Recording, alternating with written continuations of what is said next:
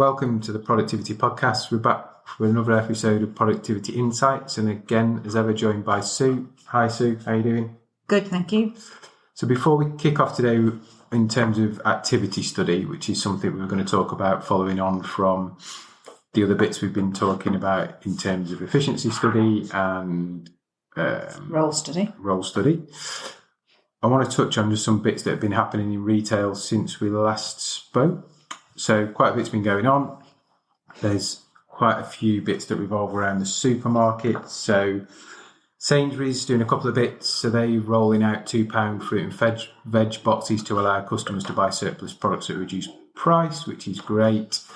They are also starting to vacuum pack mints, which is going to save 450 tonnes of plastic each year. That's good. But I think the big news is they have announced that they're going to go to more flexible working for people.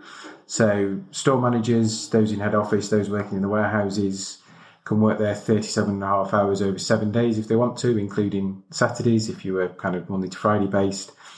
Can't have consecutive Fridays off to stop people, I assume, having lots of long weekends. Co-op joins other supermarkets in ditching best before labels. Home Depot in America says it will spend $1 billion to give hourly workers a raise.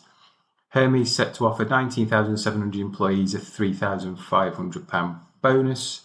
Dreams partners with Shelter to help pay and fund support for those facing homeless, which is great. M&S have teamed up with Breast Cancer Now to raise awareness of signs and symptoms of breast cancer in fitting rooms. Again, really good cause. And then a couple of other bits to finish on. Tesco's hands their staff 7% pay increase. Asda, ReThink have done the same. So there's lots of kind of the supermarkets, the big four, really kind of trying to gazump each other in terms of paying people more to retain and attract the best talent. And then I'll finish on a somber note. So 15,000 retail jobs have been lost in 2023 already, and we're not even in March. Primarily Wilko's, Paperchase, M&Co, Tesco's in closing their counters, New Look night workers in warehouse, and Asda because they are moving their store night shift operation into days. So although there's lots of positive signals in terms of how retailers are performing based on the doom and gloom that we were expecting last year, clearly there are lots of people as well, unfortunately, that have been made redundant. But as I'm sure for all those retailers listening, you're all struggling to recruit as well. So on the flip side, there should be some really good people that are available to come and work for you if you can find them. So lots happening in the retail world. As ever, yeah. Always changing, always evolving. That's kind of some of the frustrations, some of the bit why we all love it, as in other sectors. So let's get on to the main subject, activity study. So as ever, Sue, do you want to give us a quick summary of what an activity study is, what the outputs look like? Yep. So time study is probably the bit that people would think of as proper time and motion study. So historically, it was somebody standing there with a stopwatch and a clipboard, and it is watching a process or an operation being done multiple times to create a robust average of it. So it's the classic time and motion study piece, really. What the results do is they'll give you the overall average time for a process, which can be useful when you're planning workload, because if you want to know how long to plan in, how many hours you need to plan to put a delivery away, if you know how many cases are in the delivery and you know the time for a case, then obviously you can work out your hours that you need to do. So really useful for that. The other way you can use it is to really break it down. So when we're capturing that sort of data, we don't just capture it as one big lump. It's captured as the process steps that happen. So in terms of receiving a delivery, it would be, down to opening the door to receive it, any temperature checking that gets done, any paperwork that's signed off, checking seals for the driver, as well as wheeling stuff in, and then any sortation, as well as what the onward piece is. So the different processes are broken down into the different elements. And what that allows you to do is understand that actually if the overall process takes 5 minutes, how much of it is dead time, how much of it is walking time, how much of it is things that kind of essential and have to get done. So that's really useful to change your processes streamline them. It tells you, well, if I put in some automation, what would it do? If I trial some new kit that meant we had to walk less far, what's the impact? So it really gives you some detailed information to be able to make informed decisions about where there's opportunities to amend your processes. Good. Okay. So we understand what it is. What does it cover? Are there things that it's great for? Are there things that it's not so great to use that methodology for? Some things that maybe you'd use that in conjunction with the efficiency study we talked about before, the role study? Yeah, generally I always like to have a mix of studies because it gives you a rounded view of things. But say activity study is really good for just measuring a process. If something is super quick, so if you're wanting to measure process steps that are super quick, it's kind of something less than 3 seconds, say, you're probably better using a methodology that videos it and slows movements down. Something that's less than 3 seconds is quite difficult for a human to capture accurately because you've got to press buttons, you've got to be looking at what's happening. So if something is less than 3 seconds, then you're better using a video study for it. And then if there's something that involves a machine, so it's not it's not good to just stand and time a machine. So, for example, when we're looking at food production, we don't time how long something's in the oven. We're always timing the human part of that. So what's the prep time, the time to put it in the oven and the time to take it out the oven and then whatever happens afterwards. So we'd exclude, like the cook time, you'd exclude sort of things that machines do. We time the human and not the machine usually. Brilliant. Okay. And good for processes that have customer involvement in or not so good? Yes. Where there's a customer involved, you will inherently have more variability because customers are very variable, how much they want to chat. If it involves getting, finding the purse or the card or all that sort of stuff, that can be very variable. And obviously it depends on the sort of business it is. If it's just somebody handing over a basket and paying for it, there's probably less variability than if it's a sales conversation, you're buying a kitchen, say, whereas somebody might want a big chat, somebody else come in all prepared, know what they want because they've looked on the website. So you get a lot of variability. However, the methods are still useful because you can still get a good average that helps you plan your workload. But actually, it really helps you understand how long during that customer interaction the customer's sitting there and it's not adding value for them. So how long is the process time that the human has to do? So it can be interesting when at things like picking up a click and collect parcel. So for the human, how long is it from start to finish? Well, actually, the customer can be standing there and while the colleague runs to the whole length of the shop, out the back, up some stairs, rummages through a storage area and back. And we've timed loads of parcel pickups where actually it would be faster for the customer just come in and buy it themselves, select it off the shelves and pay for it. So it helps you understand that downtime for customers because you can see when your team are busy doing something and the customer is just waiting. So it allows you to make some choices about how you do things differently and what the impact would be. I think there's some other interesting applications. So where we've looked at things like self-checkout, so not the customer part, but what's the average interaction from a colleague? So when the red light comes on and it goes wrong, how long does it take them to get there? But also when we're making those observations, recording the why. Yeah. So why did they have to go? Well, barcode didn't scan. Well, what was the product? Is it a specific manufacturer that their barcodes aren't great? Was it poor information displayed on the screen? Was it customer education? So you can really start to understand over time how self-service is, or actually how non-self-service self-service is. So I think there's lots of interesting applications for the activity study. And we'll just talk a bit more in depth about that, I suppose, the why you should do it. So can you elaborate a bit more on you talked about building up workload, just those principles? Yes, so a lot of businesses will use a workload model to help split out the sum of budget that they're given. So if it's a global level, you're given £1 million budget across all your stores for the whole year, how do you then decide how much you give to each store? How much do you split it by per quarter, per week?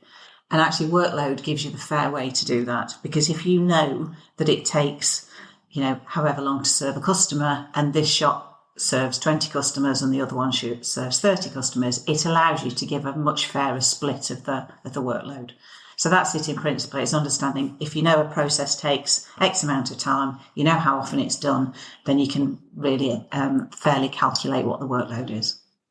And these activity studies and then the output of standard minute values, so the average time it takes to do the task, with some factors applied to make it real life. So we know things don't happen in a linear way. We know people slow down as kind of the day progresses, etc. They need to be kept up to date. So it's not something you can really do once and then forget about, because the process will change, the people who do it will change, the pace will change, maybe the layout of the warehouse or the shop floor or the call centre, whatever you're working in, changes as well, which can have a significant impact. Clearly, lots of people looking to automate, digitise, to remove some steps. So I think people get really hung up on this process is new, we need to measure it, but maybe not so much on these are some steps we've taken out of a process, or actually these times are 3-5 years old.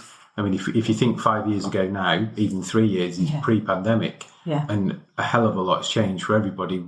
You know, the way we work, the way people work in shops, the way people work everywhere is fundamentally changed. So if your times are pre-pandemic, there's probably some opportunity to get the funding in the right place. Some stuff I'm sure will take longer, some stuff I'm sure will take less, but you're buying into a cycle of measurement and keeping it up to date. Otherwise, you kind of put yourself in a quite a precarious situation. Yeah. The one thing that's always interesting is walking. Yeah. So lots of conversations about walking. Do you capture it? Don't you capture it? Do you apply an allowance? How do you know? Do you take the midpoint from a store? And again, there's no right or wrong answer, but just talk about some of the kind of trends you're seeing in terms of walking and data and what people are thinking or doing. I think it's something that's really coming to the fore as there's been more automation happening. So if you think about any form of picking, so whether that's in a shop and going and picking from the warehouse to fill up, whether it's picking in a warehouse, in a distribution centre, and obviously we've seen a lot more picking for orders that are delivered out. There's a lot more home delivery happening, either in dedicated centres or again it's happening in retail hubs. And people have put a lot of effort into having much better ways of data capture. So most of it is scanning. So there's quite a lot of efficiency there. But actually any time, obviously there's cost pressure. So anything that you can do to reduce it further is a real benefit. And we're starting to see much more interest really in the time it's taken for walking. So in warehouse tasks, for example, walking time can be about half the time of the total task. So if you can make a change to it by improving pick routes, reducing your distances down, slightly increasing the speed of your truck if you're using manual handling equipment, lots of different things you can do to focus on that time. As I say, it's such a substantial part of the time required when you're having people walking around, even down to keeping your hands free. Electronic shelf edge labels will help you spot where you should pick to, and the best warehousing systems have their people stationary and the pick face is they're at a static pick face and the products move in and out, the totes move in and out, and they pick to lights or else picking to sound. So they're using a headset rather than using handhelds and that sort of thing. So there's lots of things you can do to shave down that time, but actually walking is a massive part of it. And I think we're at that tipping point of people really wanting to get back under the skin of all that picking for customers. Yeah. So time to pick, how many failed picks do you get? What happens if you've got a failed pick? What impact does that have? But if you think of a typical operation in probably any of the supermarkets now and lots of the DIY shops and hardware shops, colleague will put the stock on the shelf. So it's come off the lorry. We've paid whatever it is in terms of its X minutes to put Y items on the shelf. So we've touched it once. Then we'll get an order in from a customer. We'll then go back round and pick that stock we've paid already to put out on the shelf. Yeah. And there may be some nuances in their system that if you can't part pick, you have to cancel the whole order. So you get halfway through, we're out of stock. There's a whole thing in terms of substitutes turned on and off in most of the grocers, which means a different type of journey. So that cost model probably isn't sustainable. It clearly was in lockdown because it was the only way that most people could buy. Coming under lots of pressure. So as volumes slightly plateaued, it's not grown as much as it is. If you think about, some of the opening things we talked about, 7% pay rise at Tesco's, Asda, I think paying £11 an hour now above, clearly that's above the national living wage. It's costing you more to do that double, treble handling. So I think next 12, 18 months, activity study to support some of those strategic decision making of how much to charge for home delivery. Do you do it in every store? Do you have a hub and spoke model? All those other considerations that we know are in flight will become a really good example of how this methodology is used. And we perhaps started talking about doing sort of a wider study of kind of all the things that happen in a business. There's a real benefit in doing some real focus studies. So to almost do a before and after in a couple of shops. So, we've done it in quite a few situations where people are going to make a change. So we either measure the store before the change is made, or we make a comparator store. So you can then really see in detail about have you delivered the change. I think it's interesting that every time we've been in to measure a process after it's been changed, we still spot opportunities to improve it. And it can be a mix of either colleagues either not getting the briefing effectively or not changing habits, because anytime you're changing processes, you've also got to change the habits and ways of working of the teams that are working with it. So there's very often people that haven't, taken it up consistently or most efficiently. But equally, we'll often see, well, actually, if you just change this, if you change the layout, if you could reduce walking, whatever it is. So there's always opportunities to use those sorts of studies, one, to validate your business case, and also then really fine-tune your process. And I think the one that sticks out in my mind, that I won't name the organisation, but big new HR sales system went in. They had a big business case against it, replaced a lot of paper, replaced a lot of writing. And guess what? It takes longer to type than it does to write. So, some very interesting conversations around, well, this is why you're not achieving your business case. Some great opportunities to help them get closer, but fundamentally, it takes longer for people who aren't touch typing, sat at a computer all day to start typing things in than they would write things down. And the process that was introduced forced them to complete at the time rather than being able to serve the customer and then go back and fill in the blanks on the paperwork and write it in. So again, understand that return on investment is absolutely critical. Sometimes those assumptions can be interesting and proved or disproved through using activity study. Well, one that's on not such a large scale. We went in, there was a company that had automated a part of their process, and the kit that it was being done using a handheld, and the teams that were using it in stores had got used to doing the core functionality, but actually there was some extra functionality which would really help them to do other things very quickly.